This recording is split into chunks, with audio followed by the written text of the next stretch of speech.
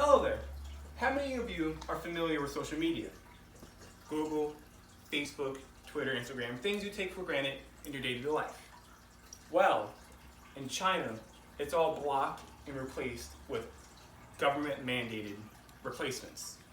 Today, I'm here to inform you of the ways that China censorships their media, how they change the past of their history, and how censoring is bad and how they might covering up how bad the coronavirus actually is. Reasons to listen to me is you should realize how thankful you should be for the freedom of press, and you should be responsible for being informed about the world's powerful countries. In order for you to understand the Chinese censorship, we first are going to discuss the type of things China has banned in place, how they changed their history, and lastly, there might be more to the coronavirus than it seems.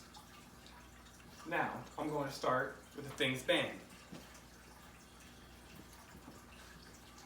These are the top 5 social networks in China and their United States equivalents. According to VPN Mentor, a website full of websites and things blocked by the Chinese government. Google, Facebook, Twitter, anything that has people freely discussing what their opinions is blocked. Anything that makes China not seem the best, they're gonna block. Winnie the Pooh. People have memed Winnie the Pooh to make the Chinese leader look like him, so now Winnie the Pooh is blocked out of China. According to Los Angeles Times, the government, through these apps, censors what users can receive and send. So if you're American using the Chinese apps, you try to send information through, it automatically blocks anything that China does not want its citizens to know.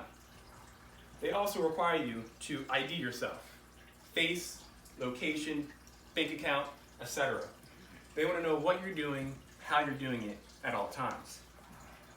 And if you read newspapers through any of these sites, it's going to be the same headline in 10 different papers. Anything that the media tries to tell you, the government requires to know what it is first to make sure it's what they want. Now that you know what they censor and how they replace it, next I'll be explaining how they changed their history. There we go. Tiananmen Square protest of 1989. You may not have heard of it. In China, they call it the June 4th incident. However, United States, we know this.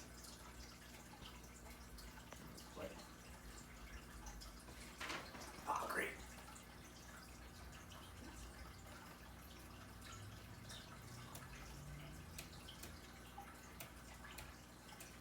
We know it as the Tiananmen Square massacre. Known in China as the June 4th incident, according to an online textbook from Gale, protests were happening because the people of China wanted reforms and wanted Deng to resign because he wasn't doing the reforms fast enough. As a leader of a communist regime, he didn't take too well to that. He declared martial law and thousands of people were killed. The media had a purge.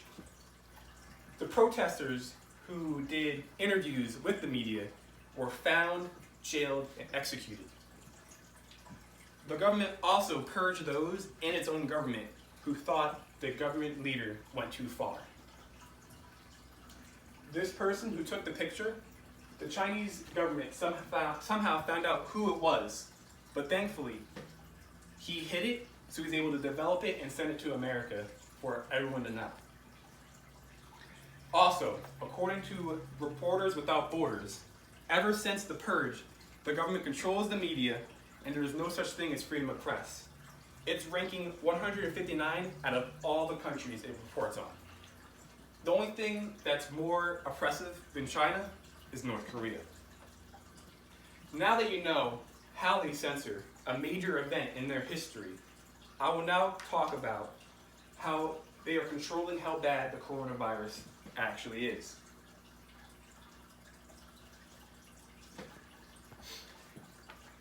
These two independent bloggers went to a major hospital in Wuhan. They reported on the situation, showed how bad it really was. Some of their quotes were that they saw 1 body, 3 bodies, 5 bodies, way too many bodies. All through New York. New York Times talked about their situation. However, since they posted it online to where the government controls all of it, they knew who they were, their face, location, their bank accounts, and needless to say, they disappeared. After the fact, the Chinese media sent thousands of journalists making feel-good stories about how the coronavirus isn't actually as bad as it seems.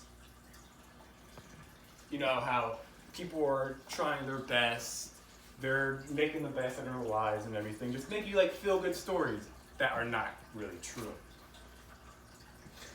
In conclusion, we have went over the things that have been banned or replaced in China, how they censor their history with Tiananmen Square, and how they're controlling the news about what is coming in and out of China about the coronavirus. Now keep in mind the next time you're reading the news about the coronavirus in China, not everything is what it seems. You only see what they want you to see. And if they really don't want you to see something, you're not going to see it.